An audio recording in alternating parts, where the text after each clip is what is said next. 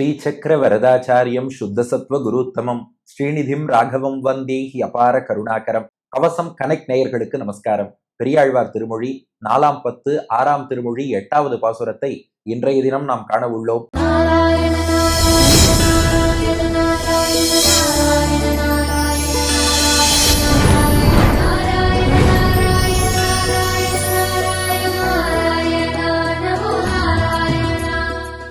இந்த பாசுரத்திலே பெரியாழ்வார் அற்புதமான ஒரு கருத்தை காட்டுகிறார். இதுவரை ஒவ்வொரு பாசுரமுமே 4 அடினா முதல் 2 அடிகள்ல தப்பு தப்பா குழந்தைக்கு பேர் வைக்காதீங்கோ, அடுத்த 2 அடிகள்ல பகவானுடைய திருநாமத்தை சூட்டுங்கள் என்று சொல்லிக்கொண்டே வருகிறார். இப்ப இந்த 8ஆம் பாசுரத்துல முதல் 2 அடிகள்ல என்ன பண்றாருன்னா, பல பேர் அர்த்தமே தெரியாம பேர் வச்சுடுறா. ஒரு காலத்துல எல்லாம் எப்படின்னா, ஒருத்தர் பேர் வச்சிருந்தாருன்னா நம்ம என்ன கேட்போம், இந்த பேருக்கு என்ன அர்த்தம்னு கேட்போம். இப்ப பேருக்கு என்ன ஸ்பெல்லிங்னு கேட்கறோம். ஏன்னா அது ஸ்பெல்லிங்கே புரிய மாட்டேங்கிறது. அப்படிப்பட்ட பேரா வச்சுடுறா. ரியாங்ஷங்கரா, பயாங்ஷங்கரா, பல பேரெல்லாம் வச்சுடுறா. அது போல அந்த நாள்லயும் நம்பி, பிம்பி இப்படி எல்லாம் பேர் வைப்பாளாம். இந்த எந்த பேருக்கும் அர்த்தமே கிடையாது. அப்புறம் எதுக்கு இப்படி பேர் வைக்கிறேன்னா, அவர் அங்க யாரோ ஒருத்தர் அப்படி பேர் வச்சிருந்தார், அதை நான் கொஞ்சம் மாத்தி இப்படி வைக்கிறேன். இப்படி எல்லாம் பேர் வைக்கிறீர்களே, இந்த பேரெல்லாமே அழிஞ்சுதான் போகுங்கிறார். அதாவது இந்த உலகத்துல உள்ள செல்வங்கள் எப்படி அழியுமோ அது போலதான் நீ வைக்கிற பேரும் அழிஞ்சு போயிடும். ஏன்னா அந்த ஃபேஷன்ங்கிற பாருங்க, அது கொஞ்ச நாள் தான் ஃபேஷன்.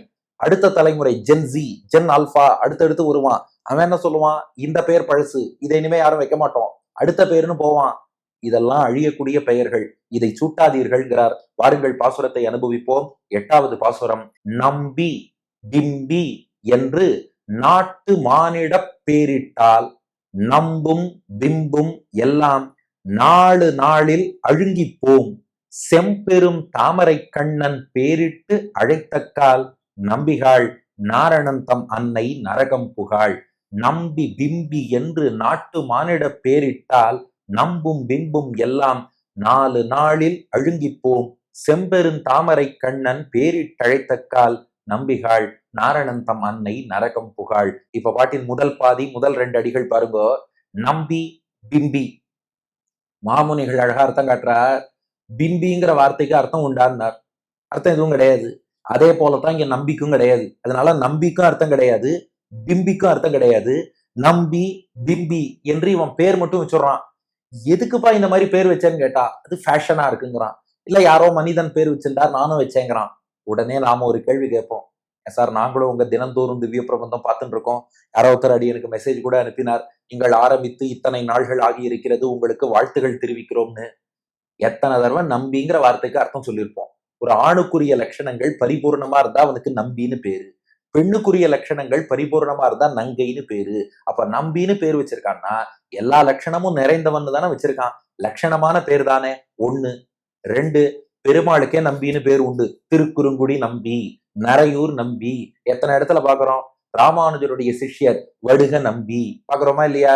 திருக்கோட்டியூர் செல்வ நம்பி பார்க்கிறோமா இல்லையா. அப்போ பகவத் பாகவத ஆச்சாரிய சம்பந்தம் கொண்ட பேரா இருக்கு, அர்த்தமுள்ள பேரா இருக்கு. பெரியாழ்வார் இப்படி சொல்லலாமான்னா, நாம பாட்டை ஒழுங்கா கவனிக்கலன்னு அர்த்தம். பாட்டை முழுசா சேவிங்கோ. நம்பி பிம்பி என்று நாட்டு மானிட பேரிட்டா. இவனுக்கு நம்பினா பெருமாள் பேருன்னு தெரியாது, நம்பின்னு ஆச்சாரியன் பேருன்னு தெரியாது, நம்பிக்கை அர்த்தமும் தெரியாது. நாட்டு மானிட பேரிட்டால், ஏதோ நாட்டுல வாழக்கூடிய மனுஷன் யாரோ ஒருத்தன் நம்பின்னு பேர் வச்சிருந்தானா, இவனும் பையனுக்கு நம்பின்னு பேர் வச்சுட்டான். சில பேர் பாருங்க ஊர் பேரெல்லாம் வச்சிருப்பா, மாஸ்கோன்னு பேர் வச்சிருப்பா, டர்க்கின்னு பேர் வச்சிருப்பா. எப்ப இந்த பேரை வச்சேன்னா நன்னா இருக்கு நான் வச்சுட்டேன்பா. அந்த மாதிரி இது நாட்டு மானிட பேரிட்டால், பெருமாள்னு தெரிஞ்சு நம்பின்னு பேர் வைக்கிறவாள் இங்க பெரியாழ்வார் கிண்டல் பண்ணல. அதுக்குதான் பாருங்க அடுத்து பிம்பின்னு வார்த்தை போட்டாராம். இந்த மணவாள மாமுனிகள் வியாக்கியானத்துல காட்டுறார், பிம்பிக்கு அர்த்தம் உண்டா, பிம்பிக்கு அர்த்தம் கிடையாது. அது போலத்தான் இவன் பார்வையில நம்பிக்கை அர்த்தம் கிடையாது. நீ சொல்லலாம் அது பெருமாள் திருநாமம்னு, இவன் நம்பி பிம்பின்னு நாட்டு மானிட பேரிட்டால் ஏதோ மனிதர்களுடைய பேரை சூட்டின்னு இருக்கான். இன்னும் புரியிறாப்புல சொன்னேன்னா உங்களுக்கு மறக்கவே மறக்காது. அடியனோட ஸ்ரீபாஷ்யாதி ஆச்சாரியன் டாக்டர் சிவவே கருணாகராச்சார் சுவாமி மதுரையில தியாகராஜர் காலேஜ்ல இன்ஜினியரிங் படிச்சுன்னு வந்தார், பிஇ.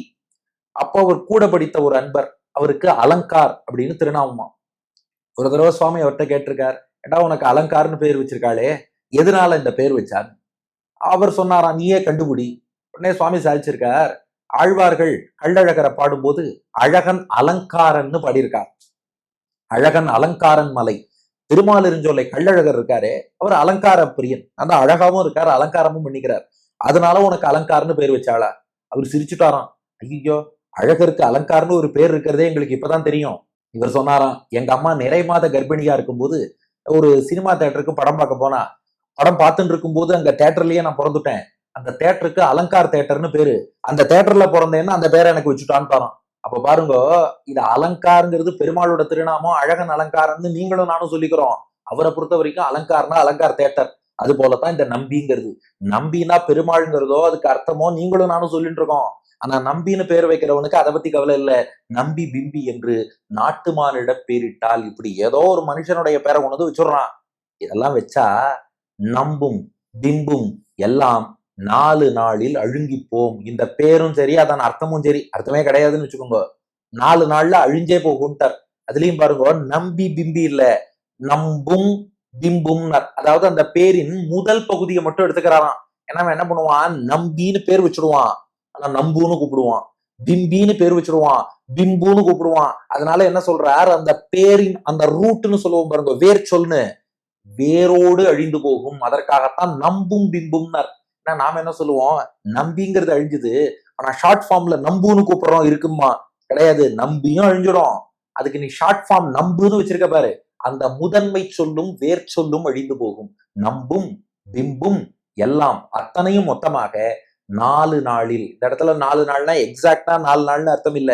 இப்படி பண்ணாத, 4 பேர் சிரிப்பான்னா 1 2 3 4 பேர் சிரிப்பான்னு அர்த்தம் இல்ல, மத்தவெல்லாம் சிரிப்பான்னு அர்த்தம். அது போல 4 நாள்னா விரைவில், அடுத்த தலைமுறை வரும்போது அழுங்கிப்போம்னா மொத்தமாக அழிந்து போய்விடும். இப்படிப்பட்ட பேர் வைக்கலாமா?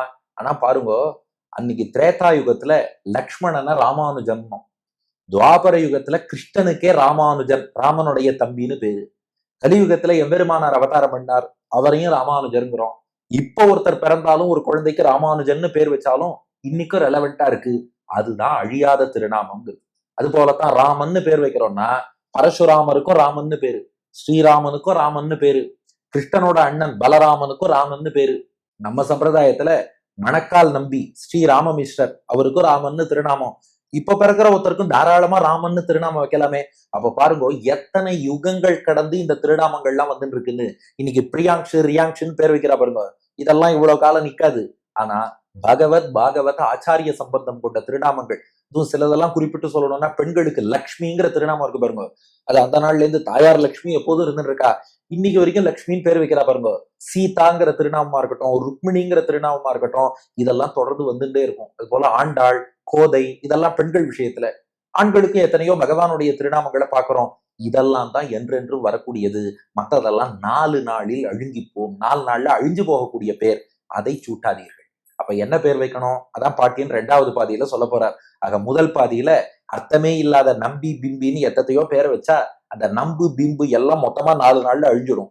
என்ன பேர் வைக்கணும்னா, செம்பெரும் தாமரை கண்ணன். செம்னா செம்மையான சிவந்த, பெரும்னா அகலமான விசாலமான, தாமரை கண்ணன், தாமரை போல் கண் கொண்டவன் எம்பெருமான். அதாவது பெருமாளுடைய கண்கள் இருக்கே, அது சிவந்தும் இருக்கு, பெருசாவும் இருக்கான். ஏன் செவந்து இருக்குன்னா, நம்மள ஆசையோடு பாக்குறார், செவந்து இருக்கு.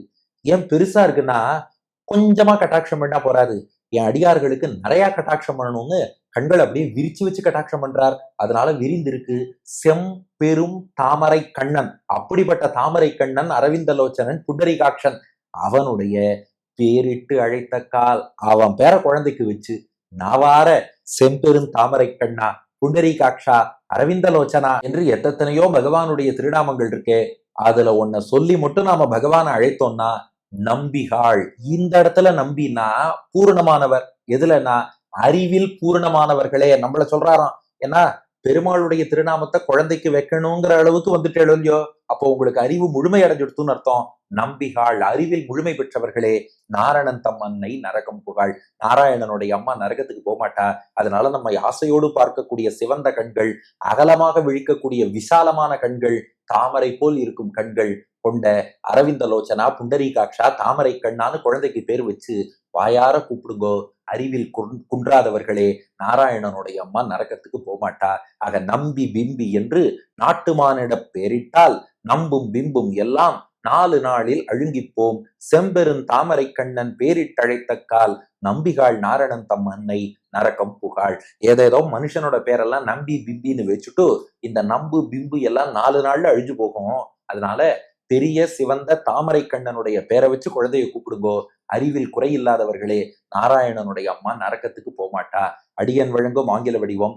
ஓ people with good knowledge, don't name your children as Nambi or Bimbi after another human being, because all these Nambu and Bimbu will get destroyed in 4 days.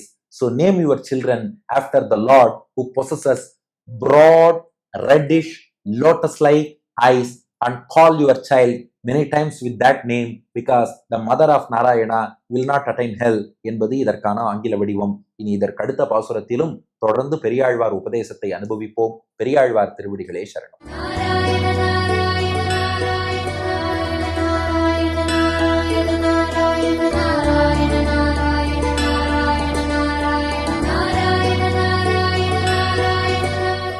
நம்பி பிம்பி என்று நாட்டு மானிட பேரிட்டால் நம்பும் பிம்புமெல்லாம் 4 நாளில் அழுங்கி போம். செம்பெருந்தாமரை கண்ணல் பேரிட்டழைத்த கால் நம்பிகாள் நாரணன் தம்மன்னை நரகம் புகாள். செம்பெருந்தாமரை கண்ணல் பேரிட்டழைத்த கால் நம்பிகாள் நாரணல் தம்மன்னை நரகம் புகாள்.